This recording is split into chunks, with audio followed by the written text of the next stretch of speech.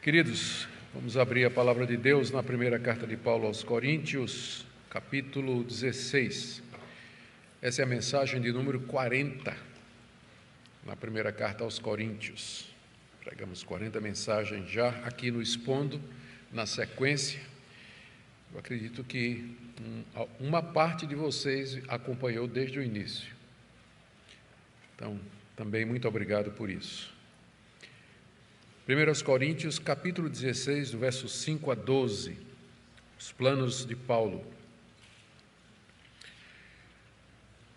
Irei visitar vocês por ocasião da minha passagem pela Macedônia, porque devo passar pela Macedônia. E bem pode ser que eu me demore ou mesmo passe o inverno com vocês, para que vocês me encaminhem nas viagens que eu tenho de fazer. Porque não quero agora ver vocês apenas de passagem, pois espero permanecer algum tempo com vocês, se o Senhor permitir. Mas ficarei em Éfeso até o Pentecostes, porque uma porta grande e oportuna para o trabalho se abriu para mim, e há muitos adversários. E se Timóteo for, façam tudo para que não tenha nada a temer, enquanto estiver entre vocês, porque trabalha na obra do Senhor, como também eu. Portanto, que ninguém o despreze. Ajudem-no a continuar a viagem em paz, para que venha até mim aqui, visto que o espero com os irmãos. Quanto ao irmão Apolo, muito lhe tenho recomendado que fosse visitar vocês em companhia dos irmãos, mas ele não quis de jeito nenhum ir agora, irá, porém, quando tiver oportunidade. Até aqui, queridos, a leitura da palavra de Deus. Vamos orar, pedindo a iluminação do nosso Deus para esse momento. Pai amado, nós sabemos que teu servo, o apóstolo Paulo, podia fazer planos, mesmo que ele soubesse que tudo estava nas tuas mãos. Nos ajuda a entender essas verdades, que tu és o Senhor da providência, que tudo irá acontecer conforme o Senhor já designou, mas que, por outro lado, o Senhor nos chama a planejar, a pensar no futuro, tomar medidas, fazer escolhas. Nos ajuda a viver essas duas verdades plenamente em nossa vida, para que sejamos cristãos maduros e alcancemos aquela perfeição que o Senhor quer para nós aqui nesse mundo. Nós oramos também pela nossa pátria, oramos pelo nosso estado, nossa cidade, pela tua igreja que aqui se reúne, que o Senhor queira abençoar os pastores. Oramos pelas pessoas que têm sofrido com a pandemia, com as restrições, com as dificuldades financeiras, que tua boa mão esteja sobre todos eles. E mais uma vez pedimos que o Senhor nos ajude a compreender a tua palavra e aplicar o nosso coração, em nome de Jesus. Amém. Irmãos, nós entramos na parte final da primeira carta de Paulo aos Coríntios, onde ele revela alguns dos planos que ele tem para os membros da igreja. Num certo sentido, é uma iniciativa ou uma expressão do carinho e da confiança que o apóstolo Paulo ainda tinha na igreja de Corinto, ou tinha pela igreja de Corinto, pelos membros da igreja, apesar da tensão que havia entre eles, porque não é para todo mundo que a gente revela o que pensa fazer, ou nem os motivos pelos quais a gente planeja fazer determinadas coisas. Então, o fato de que no fim da carta, uma carta que tem alguns momentos tensos, o apóstolo Paulo abre o seu coração e diz quais são os planos que ele tem, isso serve para quebrar um pouco a tensão que havia entre ele e a igreja e, de uma certa forma, preparar a visita que Paulo tem em mente para fazer. Na carta, Paulo havia tratado de muitos assuntos cruciais para a vida da igreja, e esses assuntos chegaram a ele de algumas maneiras. Apenas para que nós tenhamos o quadro maior, Paulo esteve, no capítulo 18, livro de Atos, nós lemos como Paulo esteve na cidade de Corinto, onde pregou o evangelho, plantou uma igreja ali. Ele deve ter ficado uns dois anos, talvez, ali na cidade de Corinto, preparando a liderança e movendo-se depois à frente para plantar mais igrejas em outros locais, como era a sua prática. E algum tempo depois ele tem notícias de que as coisas não andam bem lá na igreja de Corinto, e ele escreve uma primeira carta, especialmente advertindo os coríntios a não se envolver com pessoas que, dizendo-se cristãs, tivessem práticas estranhas. E essa carta, ela se perdeu, nós não temos essa carta.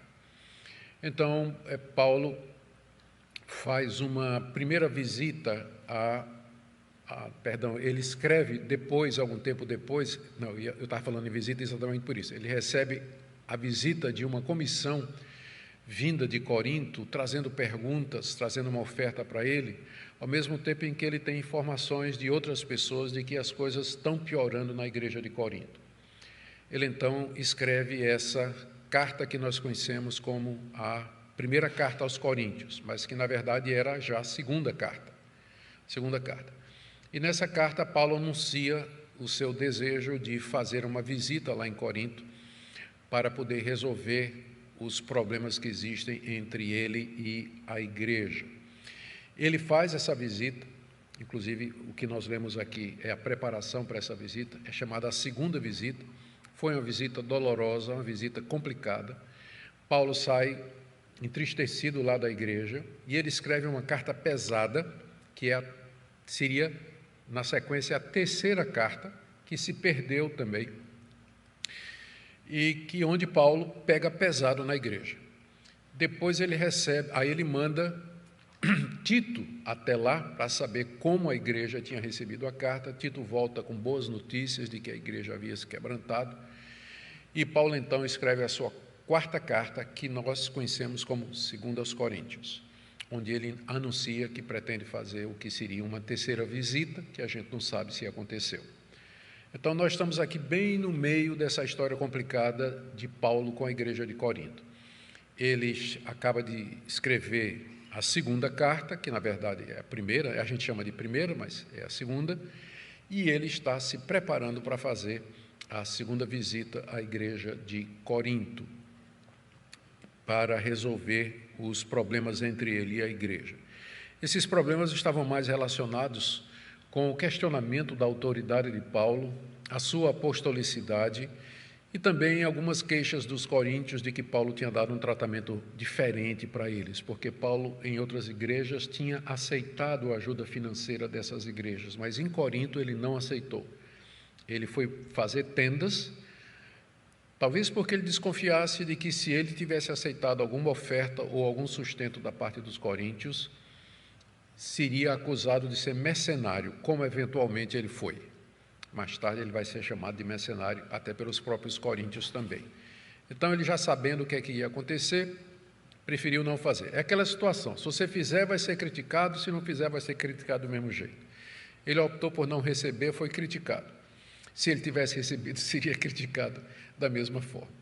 Então, essa era a situação, esse é o clima em que ele termina essa carta que nós estamos estudando e terminando. Aqui no final, capítulo 16, é onde ele coloca a revelação dos seus planos e algumas orientações práticas para a igreja. Então, hoje eu quero ver com vocês os 4 projetos que ele tinha diante de si e que ele, os 4 projetos que ele tinha diante de si e que ele coloca diante dos coríntios. O primeiro, ele fala do plano de visitar Corinto, seria a segunda viagem, do verso 5 a 7. Depois ele fala dos seus planos de continuar em Éfeso evangelizando, do verso 8 até o verso 9. Depois ele fala do seu plano de enviar Timóteo a Corinto, verso 10 a 11. E, por último, não é um plano, mas ele justifica porque é que Apolo não quer visitar por enquanto, ou porque que Apolo não vai até Corinto, pelo menos ainda dessa vez. E ao estudar essas partes aqui, eu creio que podemos tirar lições bem importantes para nós, especialmente para pastores e obreiros. Em primeiro lugar, o plano de visitar Corinto, que é mencionado aí do verso 5 a 7. Paulo já tinha dito na carta que ele planejava fazer uma visita à igreja de Corinto. Está aqui no capítulo 4, verso 19. Alguns de vocês se encheram de orgulho como se eu não fosse mais visitá-los. Mas em breve, se o Senhor quiser, irei visitá-los, e então conhecerei não a palavra, mas o poder desses orgulhosos. Já no capítulo 4, ele ameaçou fazer uma visita, e que essa visita seria uma visita forte, porque ele vai confrontar aquelas pessoas que ele chama de orgulhosos e que falavam de maneira arrogante e que estavam contra o seu ministério ou contra a sua autoridade apostólica. Ele já tinha dito isso no capítulo 4, verso 19. Aqui no capítulo 16, verso 3, ele voltou ao assunto. Final do verso 2, ele diz assim: quando eu for. E no verso 3, quando eu tiver chegado. Quer dizer, ele levanta mais uma vez a questão de que ele tem planos de ir a Corinto. A princípio, para um confronto com os seus adversários lá em Corinto. Mas aqui ele retoma o assunto dizendo que ele tem como objetivo ser enviado pelos coríntios nas suas viagens e desfrutar por um pouco da presença deles. O tom já é um pouco diferente. No capítulo 4, Paulo está tratando da questão dos partidos e da hostilidade contra ele. A gente pode entender como ele fala de maneira mais dura, mais severa, ameaçando mesmo de ir lá e confrontar esse pessoal. Aqui já no final da carta, depois de ter explicado todos esses assuntos, então ele adiciona que ele não quer somente tratar essa questão disciplinar, mas ele tem como objetivo gastar um tempo com os coríntios, não é? Ele, então, a verdade da situação é que ele estava em Éfeso, quando escreveu essa carta. Éfeso era na província da Ásia Menor. O seu plano era sair de Éfeso para a Macedônia, que era uma outra província. Lá na Macedônia estavam as igrejas de Tessalônica e Filipos, que já haviam sido fundadas pelo apóstolo Paulo. E ele provavelmente iria lá na Macedônia tratar das questões referentes à coleta. É por isso que ele diz que ele precisava passar por lá. Estou lendo aqui o verso 5. Irei visitar vocês por ocasião da minha passagem pela Macedônia, porque devo passar pela Macedônia. Ele estava em Éfeso, na Ásia Menor, ele ia subir para passar pela Macedônia, onde estava Filipos e Tessalônica, e descer para a província da Caia, onde estava a cidade de Corinto. Então, o plano era esse aqui. Ele está dizendo que vai fazer isso. Tem um pequeno problema aqui na nossa tradução, que você pode comparar com outras, onde ele diz aqui, pelo que você lê aqui no verso 5, dá a impressão de que Paulo iria a Corinto enquanto ele passasse pela Macedônia, o que é estranho, porque Corinto não fica na Macedônia, fica na Caia. Então, a melhor tradução é: irei visitar vocês depois da minha passagem pela Macedônia. Tanto é que a NVI, a NVT, NTLH e várias outras traduções, inclusive a Almeida corrigida, a Almeida antiga, traz essa tradução, que é a tradução correta. Depois dele passar pela Macedônia, é que ele vai lá na Acaia visitar Corinto. Esse era o plano que ele tinha para fazer. E, como eu já disse, o que ele tinha em mente com essa visita, além de confrontar os coríntios, não os coríntios todos, mas uma parte deles, era receber apoio para as viagens que ele queria fazer. Está aí no verso 6, ó. Bem pode ser que eu me demore, ou mesmo passe o inverno com vocês, para que vocês me encaminhem nas viagens que eu tenho de fazer. Aqui Paulo está falando provavelmente daquela viagem para a Judeia, para levar aquelas ofertas que ele quer levantar quando chegar lá em Corinto, que ele mencionou no início do capítulo 16, quem estava aqui de segunda-feira passada lembra disso, né? Paulo dá os preparativos para a coleta, como é que deve ser levantada, e ele diz que vai passar lá para pegar a oferta e vai levar para a Judéia. Então é essa viagem aqui provavelmente que ele se refere. Ele quer que os coríntios não somente estejam com a oferta pronta, mas que o ajudem na viagem que ele tem que fazer, que era a viagem de volta. E naquele tempo encaminhar alguém, que é o que ele pede aqui, né, que vocês me encaminhem, era uma linguagem missionária que implicava em ser acompanhado por uma comissão. Às vezes, você vai ver no livro de Atos várias vezes, quando Paulo sai de uma cidade e vai em missão para outra, que ele é acompanhado por alguns irmãos, pessoalmente, que vão com eles até uma certa altura. e que envolvia também o acompanhamento, o sustento financeiro e espiritual. E dessa feita, meio que Paulo diz, dessa vez eu vou aceitar a ajuda de vocês. Porque quando ele diz, eu quero que vocês me encaminhem, isso envolve finanças. Então aqui ele já está com o coração aberto para aceitar a ajuda da igreja de Corinto. É como se Paulo estivesse estendendo a mão de comunhão, de alguma forma tomando a iniciativa para quebrar aquela tensão que havia com a igreja. Ele quer ser acompanhado, quer apoio financeiro e espiritual. Ele diz aqui ainda no verso 6 que ele planejava se demorar entre eles. Ele não quer fazer uma visita de passagem agora, né? Passar, dizer alô e continuar o caminho. Não, ele diz que ele pretende se demorar e talvez até passar o inverno.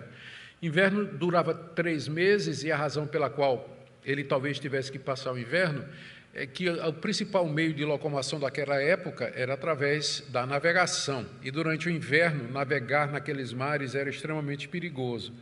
Então, se ele estivesse em Corinto quando o inverno começasse, ele tinha que ficar os 3 meses lá antes de fazer o caminho para a Judéia, que envolvia necessariamente pegar um navio para fazer isso. Por essa razão, ele diz que talvez ele vá ter que ficar lá, passar o inverno. De qualquer forma, final do verso 6 e no verso 7, ele diz que espera permanecer algum tempo com vocês. Não quero agora ver vocês apenas de passagem, pois espero permanecer algum tempo com vocês, o que podia implicar pelo menos 3 meses, se Paulo chegasse na época do inverno. Tudo isso mostra os planos do apóstolo Paulo, contados em detalhe, em transparência, para uma igreja que tinha uma atitude, como nós já vimos, meio que hostil a ele, mas que o apóstolo, por conta da grandeza do seu coração, da nobreza da sua alma, ele estende a mão, como que diz, tomando a iniciativa na reconciliação. Está disposto a receber a ajuda da igreja, agora nesse sentido, pede a ajuda deles, e mesmo que já tenha dito que vai lá para confrontá-los, entretanto diz que espera ser encaminhado nas viagens que ele ainda tem que fazer. Agora, como sempre, Paulo diz aí no verso 7, se Deus quiser, na verdade, no final do verso 7, ele diz, se o Senhor o permitir. Como sempre, o apóstolo, ao fazer planos, se submete à soberania de Deus. Ele sabe, Paulo sabe que Deus está no controle de todas as coisas e que ele, Paulo, não tem poder sobre os fatos e sobre as circunstâncias. Então, mesmo que ele planeje, ele sempre submete os seus planos à vontade divina, porque ele sabe que ele pode fazer planos, mas os planos de Deus podem ser outros e que as coisas não serão exatamente como ele gostaria ou como ele planejou. Então, a verdade dos fatos, então, é curioso, né, que essa visita ele fez realmente, mas não foi com esse itinerário. Na segunda carta aos Coríntios, inclusive, Paulo menciona que os coríntios o estavam criticando exatamente porque ele tinha mudado o roteiro, como se Paulo fosse inconsequente ou irresponsável. Então, houve uma mudança nesse roteiro. E a visita não foi exatamente como Paulo queria, porque ele se refere a essa visita na segunda carta como sendo uma visita muito triste. Segundo aos Coríntios, capítulo 2, verso 1, ele diz, eu decidi por mim mesmo não voltar a me encontrar com vocês em tristeza, se referindo a essa visita aqui que ele está planejando fazer. Foi uma visita em que houve briga, houve discussão, ameaças. Paulo saiu de lá profundamente entristecido com a igreja. Na segunda aos Coríntios, capítulo 13, de 1 a 2, ele diz assim, essa é a 3ª vez que vou visitá-los. A segunda é essa visita triste, né? E ele agora está planejando uma 3ª. É a 3ª vez que vou visitá-los. Já disse anteriormente e digo de novo, como fiz quando estive presente pela 2ª vez. Se eu for, não pouparei vocês. Então foi uma visita amarga, uma visita difícil, ou seja, não foi exatamente como Paulo havia planejado. É por isso que ele, sabendo que as coisas nem sempre ocorrem como nós queremos, ele faz os planos e no final diz, se o Senhor permitir, se Deus quiser, que é alguma coisa que a gente deveria aprender a dizer sempre, mas dizer significando, não é da boca para fora como se fosse um jargão evangélico, né? Mas é alguma coisa que expressa a nossa total confiança de que O resultado final é Deus quem vai determinar. Isso não evita que eu planeje. Eu posso fazer planos, devo fazer planos, tenho que ser responsável com as coisas que Deus me entregou. Meu tempo, meu dinheiro, meu corpo, meus dons, meus talentos. Eu devo ser extremamente responsável com todas estas coisas e planejar certinho como eu vou usar.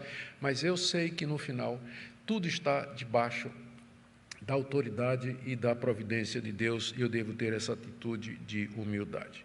Então, esse era o primeiro plano de Paulo. Ele estava planejando, depois de visitar a Macedônia, ele vai subir até a província da Acaia, onde estava Corinto, para ali passar um tempo com eles, pelo menos 3 meses, e resolver alguns assuntos pendentes, e de lá descer para a Judéia, onde ele ia entregar as ofertas a serem levantadas. Agora vamos para os planos para o momento, isso era o plano para o futuro, né? Agora, no momento, ele tinha outros planos. E eles estão aí no verso 8 e 9. Mas ficarei em Éfeso até o Pentecostes. Éfeso é onde ele estava. Ficarei em Éfeso até o Pentecostes, porque uma porta grande e oportuna para o trabalho se abriu para mim, e há muitos adversários. Esse era seu plano para o momento, ficar ali na cidade de Éfeso, província da Ásia Menor, até o dia de Pentecostes. Note que ele usa aqui o calendário judaico ainda como referência, porque Paulo era judeu. E ser cristão não significa necessariamente deixar ou abandonar algumas das práticas culturais dos judeus. Paulo continuou sendo judeu, apesar de ser cristão. A razão que ele dá aqui para se demorar em Éfeso é muito interessante. Na verdade, são 2 razões. Primeiro, ele iria aproveitar uma porta grande e oportuna para o trabalho, como ele diz aqui no verso 9. Uma porta grande e oportuna para o trabalho se abriu para mim. O que terá sido isso? Quando a gente olha para o livro de Atos, no capítulo 19, que é onde você tem um relato de Paulo em Éfeso, a gente vê imediatamente. Deus estava abençoando o ministério de Paulo tremendamente. Multidões estavam se convertendo com a pregação dele. Dali, de Éfeso, saiu a palavra de Deus para toda a região da Ásia, diz o texto lá de Atos 19. E Deus estava usando Paulo de uma maneira extraordinária. É a única vez no Novo Testamento que a expressão milagres extraordinários acontece. É ali no ministério de Paulo em Éfeso, quando até as roupas de Paulo eram usadas para expelir demônios e curar doentes. Em nenhum outro lugar isso aconteceu, mas ali em Éfeso isso aconteceu. Talvez porque Éfeso era um centro de artes mágicas. Na década de 50 do século passado, quando se descobriu a chamada Biblioteca Gnóstica de Nag Hammadi, no Egito, descobriram também lá na biblioteca os famosos papiros de Éfeso, que eram encantamentos, poções, maldições,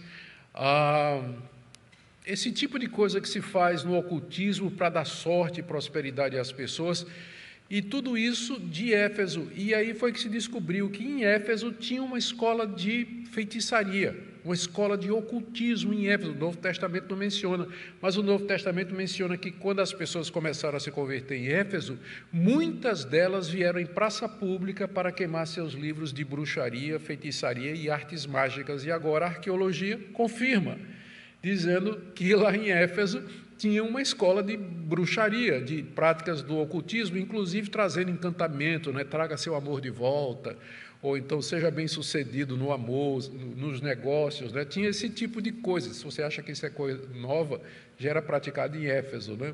Lá esse tipo de coisa. E às vezes é praticado hoje em dia, né, pelos praticantes de artes mágicas ou por algumas determinadas igrejas que usam esse mesmo tipo de coisa, né?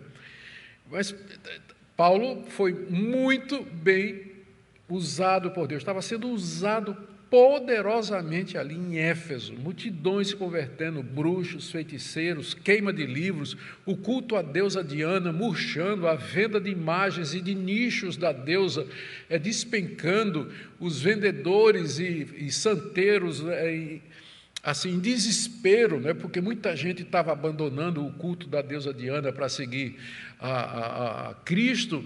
Então, uma grande porta de oportunidade havia se aberto para o apóstolo Paulo. Por isso ele diz: eu não vou para Corinto agora, eu vou ficar onde Deus está me usando.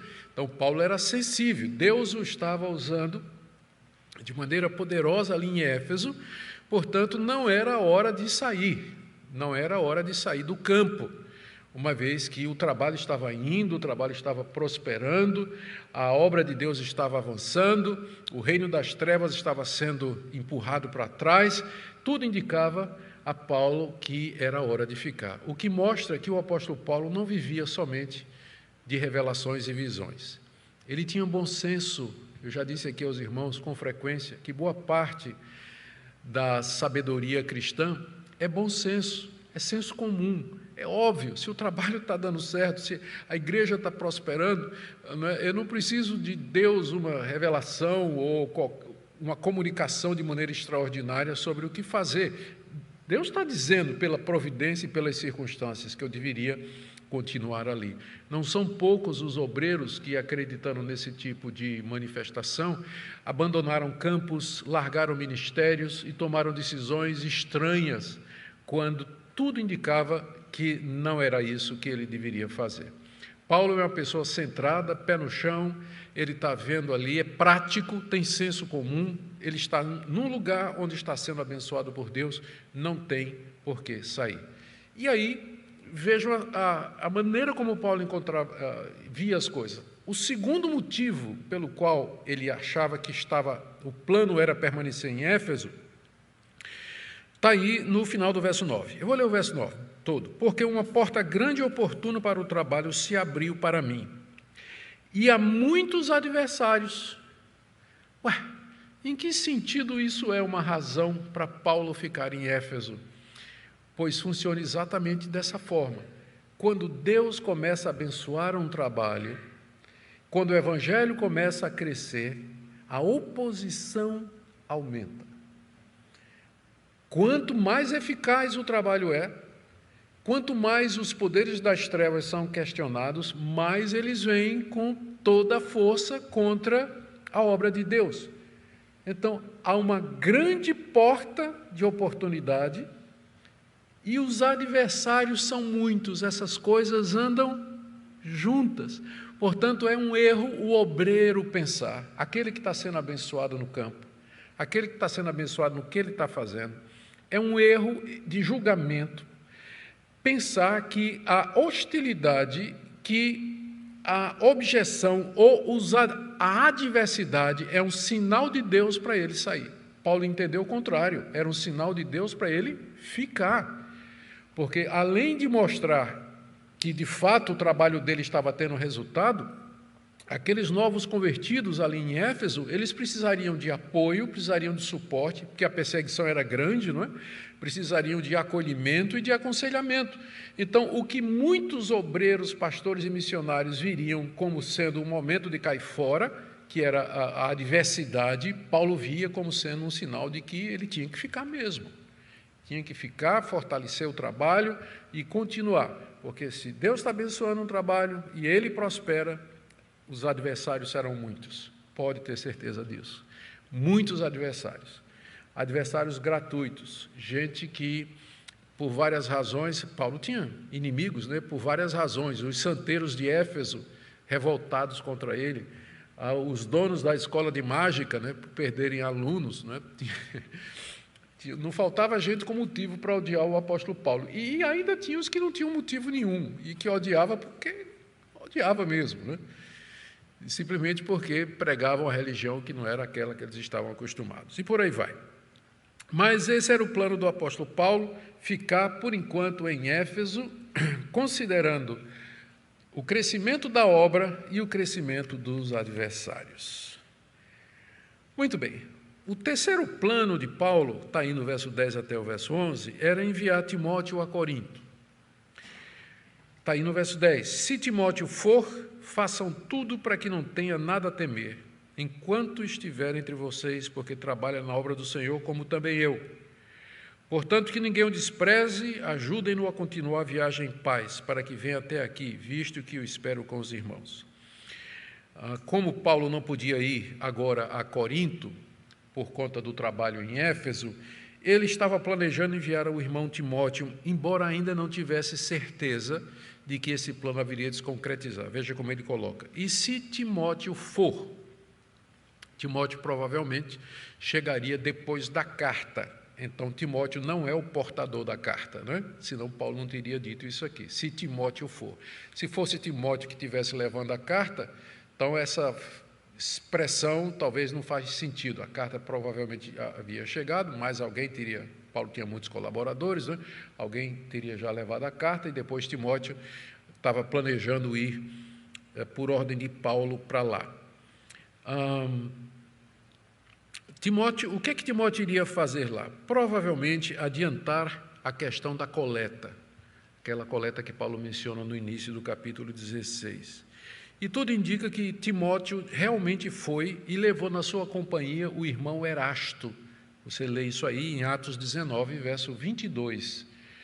Timóteo foi, esse plano se concretizou, Timóteo foi na companhia de Erasto. Paulo faz algumas recomendações aos coríntios em favor de Timóteo, se Timóteo fosse. Primeiro, que eles evitassem fazer alguma coisa que deixasse Timóteo com medo. Verso 10, se Timóteo for, façam tudo para que ele não tenha nada a temer enquanto estiver entre vocês, porque trabalha na obra do Senhor como também eu. Talvez essa recomendação do apóstolo Paulo tenha a ver com os seguintes fatores. O primeiro deles era que a relação entre um grupo da igreja de Corinto e Paulo era muito tensa, era de hostilidade. Paulo receava que talvez esse grupo retaliasse a Paulo batendo em Timóteo, de alguma forma tratando Timóteo mal, já que Timóteo era enviado de Paulo e eles não gostavam de Paulo. Então, talvez seja por isso. Ou também, apesar de que uma coisa não exclui necessariamente a outra, por conta do caráter introvertido e tímido de Timóteo.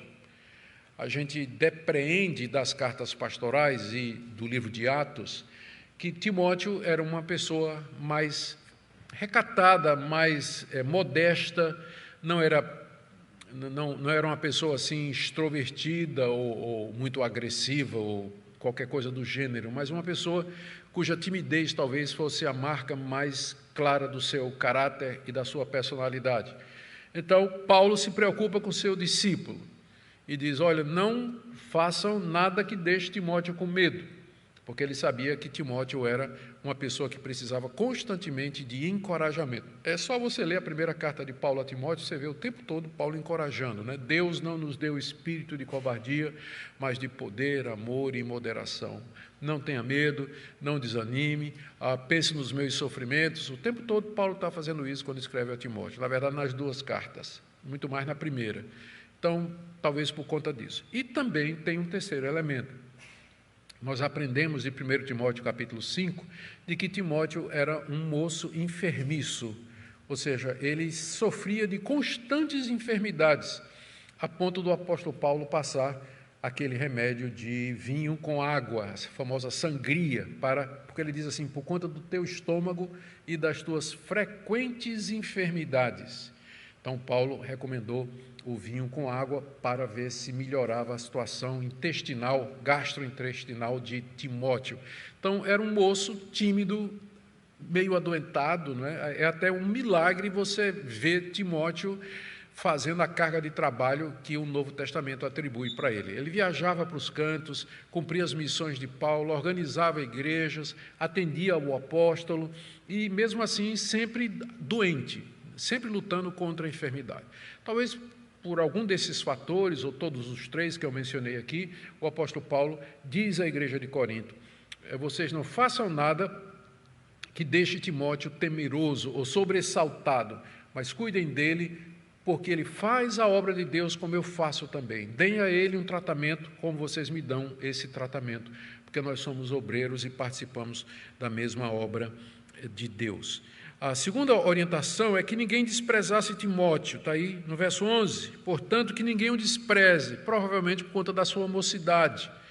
A gente encontra a mesma preocupação na primeira carta, quando Paulo diz: ninguém despreze a tua mocidade, mas torna-te o padrão dos fiéis. E a terceira recomendação é que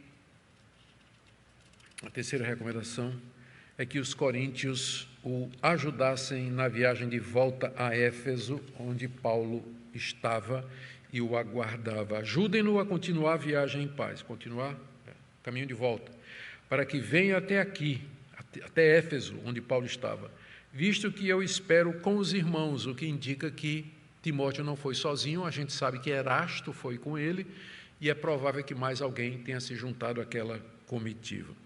Então, tudo isso aponta para o cuidado que o apóstolo Paulo tinha para com o seu discípulo, a preocupação com aquele colega de ministério e o zelo pela sua saúde e pelo seu bem-estar. A última parte aqui da mensagem, ou da passagem que a gente tem diante de nós, não são planos de Paulo. Já vimos o plano da visita, o plano de mandar Timóteo, e não, está faltando um, é o plano da visita, é isso mesmo, e o plano de mandar Timóteo. Eu sei que está faltando um aqui, espera aí. Plano de tomar remédio para não esquecer as coisas. Evangelizar Éfeso, isso aí.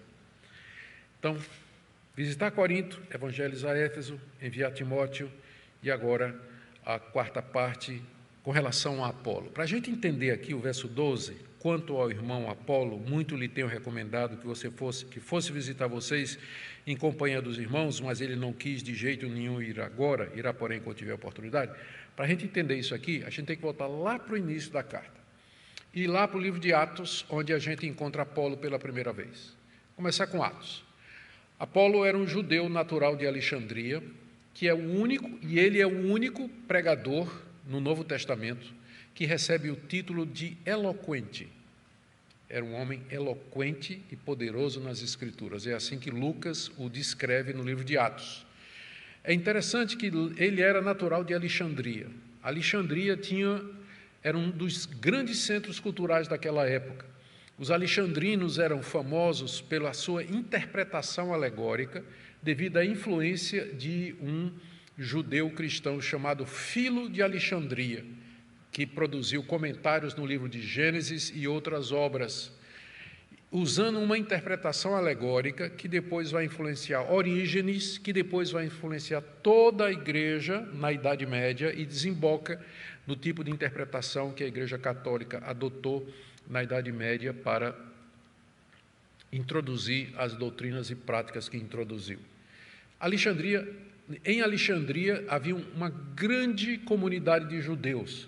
Foi lá que a Bíblia foi traduzida do hebraico para o grego, numa versão chamada a Septuaginta. Isso é mencionado numa carta de um cristão chamado Aristeias, datando do ano 175, a um dos imperadores, falando da beleza de Alexandria, inclusive mencionando esse fato aí, que a tradução do hebraico para o grego foi feita lá em Alexandria. E, inclusive, vem a famosa lenda, de que 70 eruditos judeus, em 70 dias, fizeram a tradução do hebraico para o grego e foi tudo igual quando compararam no final.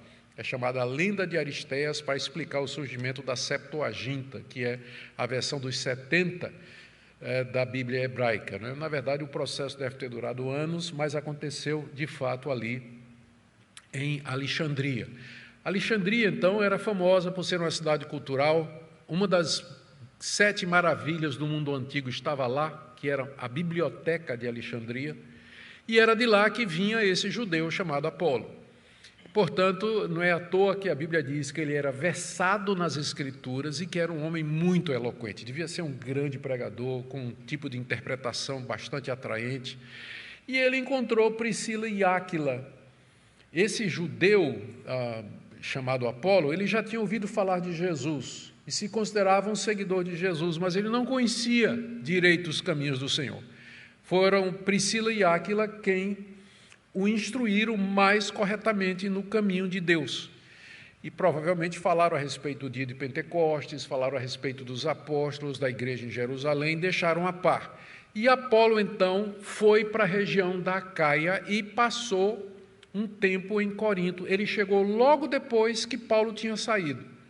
Então, ele é o pastor que substitui Paulo em Corinto, é Apolo. E o que é que aconteceu? Depois de algum tempo, se formaram ali na igreja de Corinto alguns partidos. Um grupo que era a favor do fundador da igreja, que era Paulo. A questão era quem é o melhor pregador. Então, tinha um grupo que dizia que era o fundador da igreja, que era Paulo. Outro grupo que dizia que era Apolo, eloquente, poderoso em palavras. Outro grupo dizia que era Pedro, o chefe do grupo apostólico. E tinha o quarto grupo, que era o mais complicado, que era o grupo de Cristo, que dizia, nós não somos de homem nenhum, nós somos de Deus. Né? Esse geralmente é o grupo mais complicado, né? esse tipo de gente. É o mais complicado. Então tinha essa briga, essa rixa, essa rivalidade lá na igreja de Corinto, que se refletia na existência desses quatro grupos. Depois de um tempo, Apolo saiu de Corinto. Quando Paulo escreve essa primeira carta aqui, que na verdade é a segunda, quando Paulo escreve a primeira/segunda carta para os coríntios, Apolo já não era mais o pastor de Corinto, mas ele tinha deixado saudades. Por isso, a igreja de Corinto, ao escrever essa famosa carta para Paulo, que eu já venho dizendo a vocês, que Paulo tinha diante dele uma carta dos coríntios, e que é mencionada com muita clareza no capítulo 7, quanto ao que me escrevestes, é bom que o homem não esteja só. E a partir daí, toda vez que você encontra o quanto a, é Paulo se referindo, respondendo a uma dessas perguntas. E, curiosamente, olha como é que começa o verso 12. Quanto ao irmão Apolo. Os coríntios, na carta que mandaram para Paulo, perguntaram a Paulo, será que Apolo não pode voltar? Será que Apolo não pode fazer uma visita ou, quem sabe, nos pastorear? Essa foi a última pergunta da carta. Paulo então responde, quanto ao irmão Apolo, muito lhe tenho recomendado que fosse visitar vocês em companhia dos irmãos. Ele diz aqui, olha, como eu disse a vocês, estou planejando mandar Timóteo. E eu disse a Apolo isso, olha Apolo, Timóteo está indo com Erasto, vai lá visitar Corinto, e eles estão pedindo que você vá. Vá, meu irmão. Percebe a grandeza de Paulo? Ele não tem ciúme, ele não fica assim, eles estão querendo Apolo, mas não me querem. Né? Não fica comparando. A grandeza de espírito do apóstolo Paulo, a gente não pode descrever. Não é movido por nenhuma inveja eclesiástica, nenhuma inveja pastoral, do tipo assim, se comparar com outro obreiro ou colocar qualquer dificuldade a quem ele julga que é rival ou concorrente. Não, ele diz, olha, eu supliquei a Apolo, dizendo, vá visitar Corinto, os irmãos estão querendo você ir lá. Quem sabe Paulo tenha compartilhado com Apolo, né, o que é que estava acontecendo lá e tivesse alguma expectativa que Apolo pudesse ajudar a resolver a tensão que havia entre a igreja e Paulo. Nós não sabemos exatamente a extensão desse desejo, mas o que sabemos é que Paulo diz aqui que ele muito recomendou que fosse visitar vocês na companhia dos irmãos. Mas por motivos desconhecidos, talvez porque Apolo imaginou que se ele fosse para Corinto, a essa altura do campeonato, a presença dele lá só ia inflamar os ânimos, né? O grupo dele iria assim pegar ar, né? O grupo que é a favor de Apolo, ficar assim com toda a moral que Apolo estava lá, e aí a briga ia ficar mais acirrada, ou por qualquer outro motivo, como que Apolo disse assim, e no meio desse abacaxi eu não vou de jeito nenhum. Paulo aqui, veja a cortesia de Paulo, ele não diz o motivo para a igreja de Corinto, e ele meio que desculpa Apolo, né? Veja a cortesia de Paulo, a educação de Paulo para com um colega do ministério. Ele protege, não é? Ele não quis ir agora de jeito nenhum. Esse de jeito nenhum é nossa tradução. Outras não chegam a falar isso, não deixam claro que foi com tanta veemência assim. Simplesmente que ele se recusou, não queria ir, e Paulo acrescenta aqui, ele irá quando tiver oportunidade. É como se Paulo dissesse, irmãos, não é nada pessoal do Apolo, não. Não é nada pessoal dele com vocês, não. É que agora não é a oportunidade, ele não sentiu que é o momento, mas quando tiver a oportunidade, ele vai visitar vocês. Paulo é um cavalheiro, é um gentleman, como a gente diz. Ele trata com educação, com cuidado, com cortesia, e é um exemplo para todos nós, e isso tudo me leva a nossas conclusões. Algumas aplicações práticas, e eu quero começar exatamente com essa daqui. Primeiro, eu quero falar para os meus colegas pastores. A gente pode aprender aqui dessa passagem a gentileza, cortesia e cuidado para com os nossos colegas de ministério. Ah, se todos os pastores se tratassem assim. Veja primeiro a preocupação de Paulo com Timóteo, que é um colega pastor. Ele manda Timóteo, mas ele está preocupado com Timóteo. Ele pede cuidado para com ele faz algumas recomendações, ele tem amor e preocupação com seu colega de ministério. Era seu filho na fé, era seu discípulo, mas Paulo vê como um colega de ministério fazendo a mesma obra. E o que estiver ao alcance de Paulo fazer para que Timóteo se sinta bem em Corinto, ele faz. Ele faz. Ele não tem ciúmes, ele não é indiferente, ele não vê Timóteo como um concorrente, nada dessa natureza, mas trata com essa gentileza que é característica do espírito cristão. Tudo isso mostra também, veja ainda, o cuidado com que ele explica à igreja de Corinto que Apolo não vai atender o convite deles, pelo menos não naquela ocasião. Veja a maneira delicada, cortês com que Paulo faz isso, para não expor o colega Apolo. Tudo isso mostra como nós deveríamos tratar os nossos colegas. Respeito, consideração, cuidado com a reputação deles e cuidado com o bem-estar de todos eles. E uma segunda aplicação para todos nós é o fato de crermos que Deus é soberano não nos impede de fazer planos. Eu já mencionei isso aqui, mas eu vou mencionar como término. Vejam como Paulo planejou cuidadosamente a sua vida. Ele tinha planos para Éfeso, ele sabia exatamente o que é que ele queria fazer naquele momento, ele ia ficar em Éfeso e continuar o ministério ali. Mas ele já tinha planos para o futuro também. Ele planejava enviar Timóteo, ele planejava uma visita à Macedônia, depois uma visita a Caia, e ele planejava ir para a Judéia. Ele tinha projetos. Agora, o tempo todo, ele submete seus planos à vontade de Deus. Ele diz no verso 6, pode ser que Timóteo vá. Ele diz no verso 7, se Deus permitir. Tudo isso expressa a confiança dele de que a palavra final é de Deus, muito embora essa confiança não tire a liberdade que ele tem de fazer planos. E aqui nós temos uma combinação maravilhosa. Nós temos que evitar dois extremos. Por um lado, nunca planejar e viver de maneira irresponsável e depois colocar a culpa em Deus. Isso acontece muito. A gente é irresponsável, não tem planos, vai vivendo assim de qualquer jeito, né? Ao Deus dará, como se diz por aí, não faz planos, não faz projetos, não tem cuidado, não tem um planejamento familiar, não tem um orçamento doméstico e uma série de outras coisas, e as coisas vão acontecendo, e depois a gente bota a culpa em Deus. Não é proibido planejar e planejar bem. A gente deve usar com cuidado os recursos que Deus nos deu. O outro extremo é você planejar toda a sua vida e não levar Deus em consideração. De maneira que quando seus planos não acontecem como você queria, você bota a culpa em Deus, você fica com raiva de Deus, você fica decepcionado com Deus e acha que Deus lhe traiu ou que você merecia um tratamento melhor.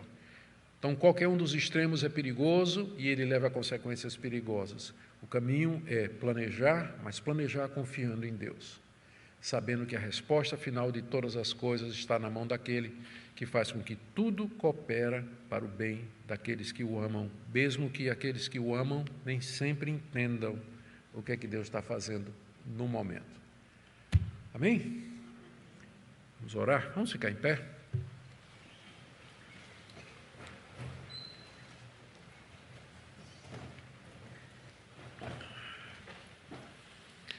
Ó Deus, dá-nos amadurecimento e crescimento para que nós possamos ser pastores e ministros do Evangelho com a sabedoria e o discernimento do teu servo, o apóstolo Paulo, com a humildade e a simplicidade do Senhor Jesus, seu espírito de abnegação e serviço. Nós oramos também que o Senhor ajude os queridos irmãos que estão aqui nessa noite e que, de alguma forma, precisam tomar decisões, escolher caminhos para a sua vida profissional, vida sentimental, seus relacionamentos. Ajuda-os a tomar as decisões corretas, sábias, sensatas, ao mesmo tempo em que descansam de que o Senhor haverá de conduzi-los em tudo. Abençoa a tua igreja e nos tempos difíceis que nós enfrentamos. Em nome de Jesus. Amém.